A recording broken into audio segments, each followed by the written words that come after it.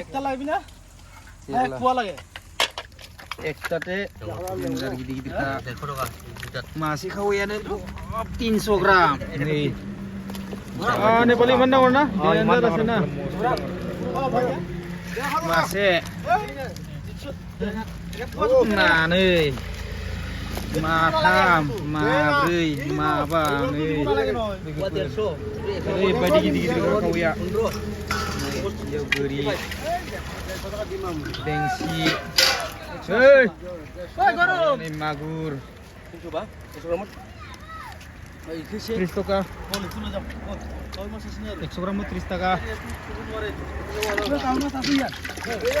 300 baht nah berapa 30 টাকা deh 100 gram berapa bisa kita 300 90 টাকা ini jusi lah ya ini bar thang na